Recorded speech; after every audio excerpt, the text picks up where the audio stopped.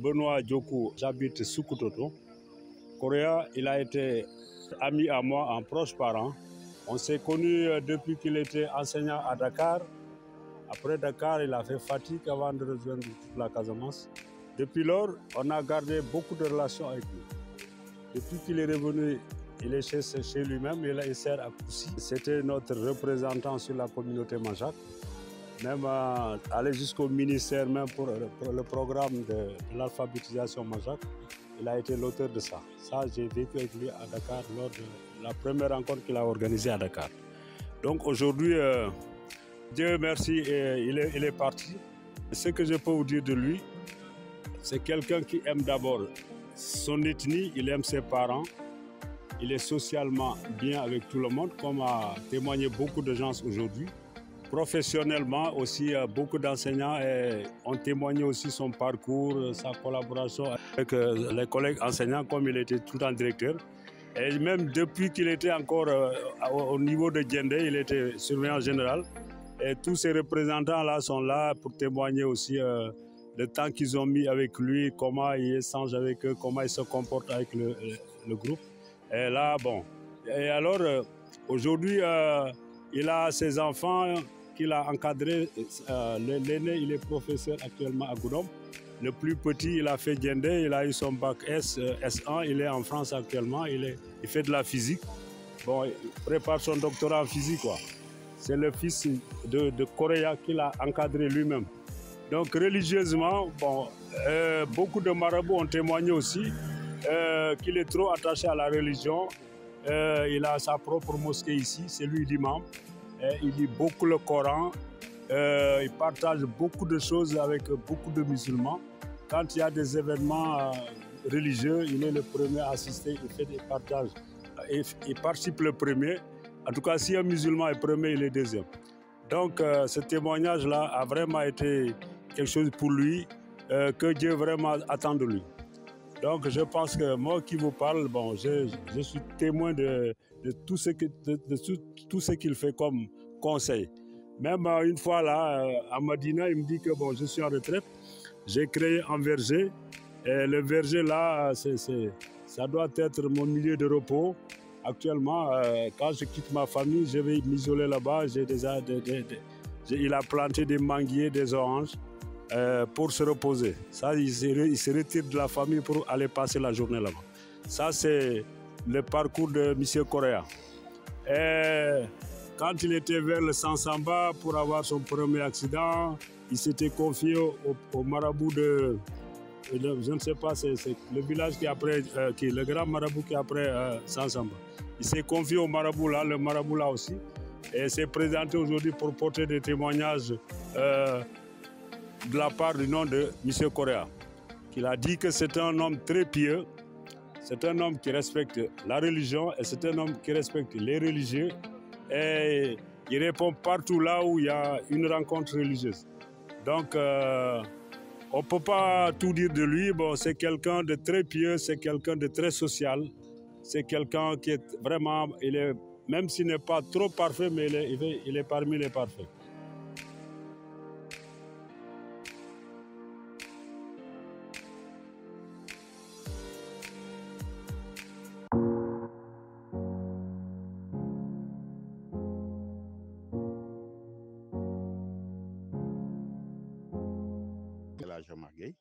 Je suis de Medina Sabah.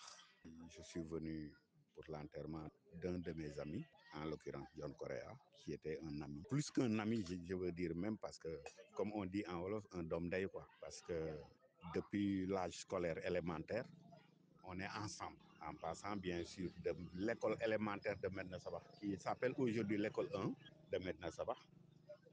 On est allé au lycée Gaston Berger, qui s'appelle aujourd'hui le lycée Valdiodio Ndiaye. On a vécu là-bas. Lui, arrivé en troisième, son tuteur l'avait forcé à faire l'école normale. Il a réussi, il est parti, il m'a laissé là-bas. Moi, j'ai continué mon cursus jusqu'en terminale. On s'est retrouvés après dans l'enseignement ensemble. Au moment où il était à Toukar, moi, j'étais déjà dans la zone de la Casamance, entre Fanda et Sindian. Et après, quand j'ai quitté Sindian, Ça a trouvé que lui, il avait déjà quitté Dakar et affecté à Marsassoum 2. Moi, ayant quitté Sindian, je viens atterrir à l'école 1. Mais on s'est retrouvé, il est devenu tout de suite mon tuteur parce qu'il est arrivé avant moi, 2 ans avant moi. Il a fait 2 ans avant moi et on a vécu ensemble et on a fait un très bon séjour ensemble à Marsassoum. Et depuis ce jour où on s'est retrouvé à Marsassoum, il n'y a pas eu de rupture dans nos relations. Et nos relations se sont vraiment plus améliorées encore qu'avant.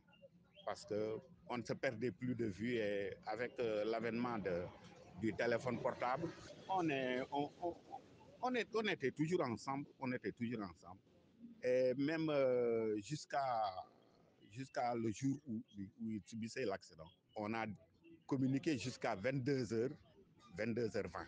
On s'est quitté aux environs de 23h, il a eu son choc et c'est ce choc-là qui l'a amené à l'au-delà.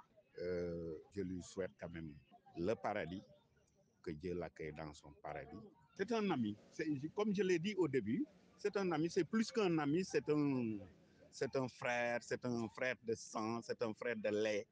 Parce que il est Manjak, hein, moi je suis Saloum Saloum. Mais même quand il m'appelle au téléphone, il ne m'appelle pas par mon nom, mais il m'appelle par le nom Saloum Saloum. Comme moi, je l'appelle par le nom Ndiago, Boy Ndiago. Donc, on est devenus de vrais amis. Et il m'a parrainé un de ses enfants, qui en fin de compte est décédé. Et il ne me l'a dit qu'après le décès de l'enfant. Moi aussi, j'ai eu à le parrainer un de ses enfants. Et bizarrement, cet enfant-là est venu en vacances chez lui. Le jour où il est venu, c'est ce jour-là qu'il a subi l'accident. Ce qui vraiment m'a intrigué. Ça m'a fait vraiment mal. Donc, c'est plus qu'un ami. Il est très gentil. Correa est une personne sans façon. C'est une personne sans façon, très pieux. Il ne dit jamais des mots mal déplacés à une personne. En tout cas, moi, durant tout le temps qu'on a vécu, je ne l'ai jamais entendu ou dire quelque chose de mauvais à quelqu'un. Franchement, moi, ça, je le porte je me porte comme témoin. Il est gentil, il est généreux. Tout ce qu'il a, il peut le donner aux gens. Tout ce qu'il a, il donne ça aux gens. Il est généreux, il est gentil. Bon, comme on dit, Koubakhla. En un mot, il est bien.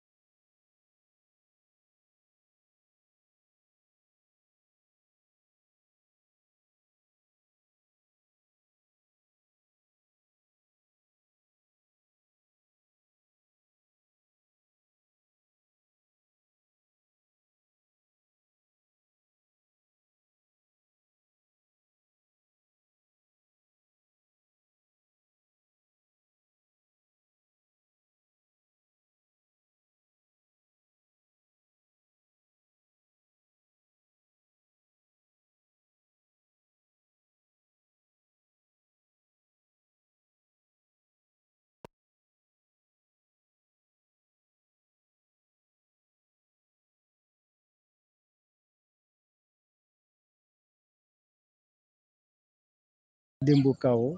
Je suis le jeune frère du défunt John Correa, l'enseignant à la retraite, qui était malheureusement faisait partie de ce choc qui a eu lieu à hauteur de Fatick, qui a causé 10 morts. Et lui, il a fini par succomber de ses blessures à l'hôpital.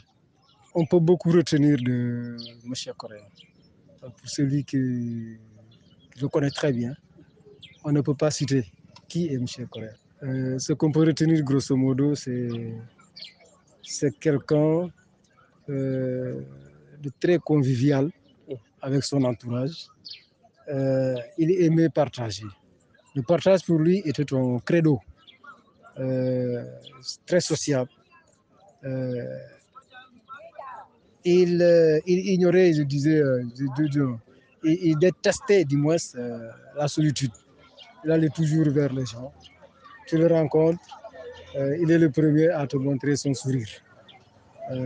Et quand tu veux vraiment prendre congé de lui, il ne cessait de retenir ta main. Donc c'est quelqu'un qui aimait l'autre, parce que tout simplement il savait que la société, on ne peut pas vivre sans l'autre. C'est avec les autres qu'on forme la société. Voilà. Une carrière très riche, pleine de succès, une très longue carrière, une expérience de 38 ans de service. Vraiment, c'est pas 38 mois. Tout fonctionnaire aimerait vraiment avoir ce parcours-là. Il a fait le nord, il a fait le centre, et il a terminé par le sud, sa localité. On peut avoir une idée sur le début de sa carrière, l'année à laquelle il a débuté. Il allait à l'école normale quand je venais au monde. Voilà pourquoi je n'oublie pas cette date-là. En 1977, il est entré à l'école normale. En 80, il a touché sa première craie. Depuis 80 jusqu'en, disons, en 2018, il a pris congé de la craie. Donc, vous voyez, de 80 à 83, c'est 38 ans, tout rond. Donc, vraiment, tout un chacun aimerait vraiment avoir cette expérience-là. Un autre côté également de M. Correa, c'est quelqu'un de très religieux. Beaucoup de gens ont appris de lui, surtout moi-même. Il m'a fait aimer cette religion-là. Vous étiez témoin. Tout a commencé à Marsassoum. On a fait l'école élémentaire ensemble. Donc, on connaît vraiment ce monsieur-là. Je ne vais pas beaucoup vous apprendre de lui parce que je n'ose plus parler M. Correa aux gens. Parce que moi qui pensais que je connais vraiment le mieux cet homme, mais aujourd'hui, je me suis rendu compte que je m'étais lourdement trompé. J'ai vu des gens qui ne se nomment pas Correa ni Kao, qui ne sont pas de la localité, mais qui connaissent mieux le frère Correa. Franchement, je dis Alhamdoulilah. J'ai beaucoup appris de tout ce beau monde-là qui était venu rendre vraiment témoin. J'ai appris beaucoup de choses encore de Correa. Le dernier mot, c'est vraiment remercier tout ce beau monde-là qui est venu aujourd'hui, témoigner leur sympathie. Le témoin qui était rendu ici à l'endroit de M. Correa vraiment touche les sensibilités. C'est vraiment élogieux. Et je sais que ce ne sont pas des fleurs qu'on lui jette. C'est vraiment des choses que les gens ont acquiescé de leur tête à chaque fois que quelqu'un prenait la parole. Donc franchement, je remercie ce monde-là encore une fois. Et je souhaite vraiment que ce monde-là rentre chez lui en paix, en douceur et en toute quiétude. Et qu'ils trouvent leur foyer tout rayonnant. Ouais, alhamdoulilah.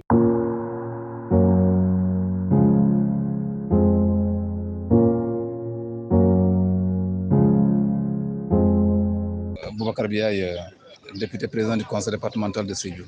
Monsieur Correa est un excellent commis de l'État, un enseignant qui a servi l'État pendant plus de 30 ans en tant qu'instituteur, mais instituteur formateur. Il faut vous rappeler que M. Correa est l'un des premiers formateurs, l'un des formateurs qui a formé la première génération des volontaires en 1995. Et jusque-là, il a toujours été un formateur de formation continue de l'ensemble des enseignants de la région de Sédhiou. De telle enseigne qu'il devient une référence, parfois cité en exemple par ses collègues enseignants. Mais c'est un imam, car de la même manière qu'il est un érudit de la lecture française, il est un érudit de la lecture du Coran, de l'arabe.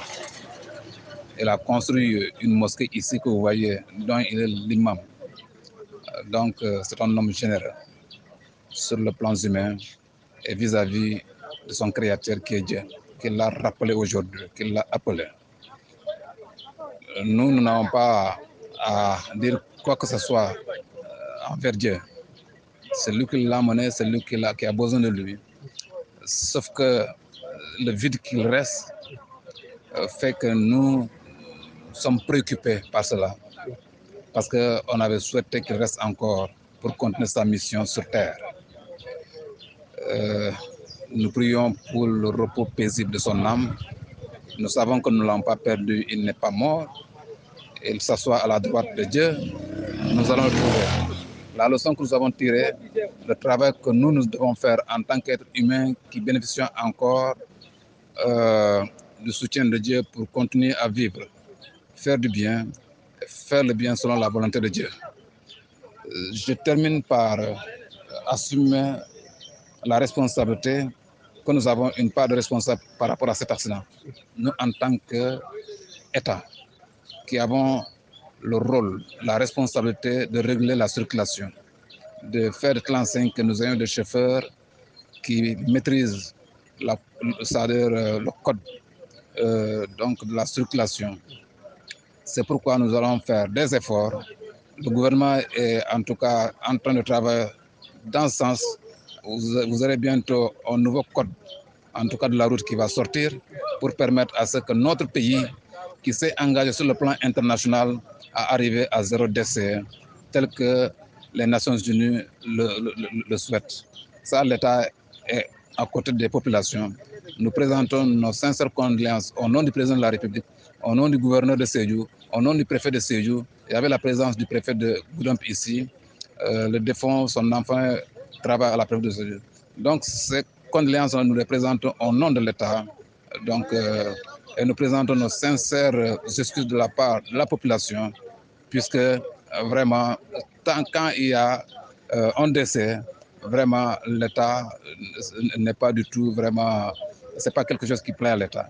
C'est pourquoi nous allons prendre toutes les dispositions nécessaires à ce qu'il n'y ait pas de décès sur les routes à cause des accidents.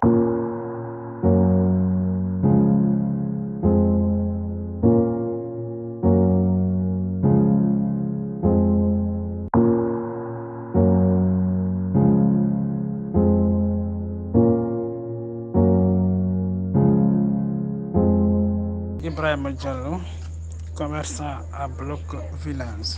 Vraiment, M. Correa laisse un vide immense derrière lui.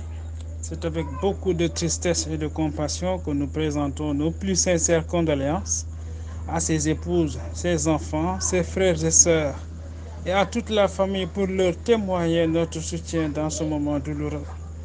M. Correa, enseignant de fonction, je l'ai connu par le biais de mon papa. Depuis qu'on s'est présenté, depuis qu'on m'a présenté à M. Correa de nos jours, on ne peut retenir que de belles choses en lui.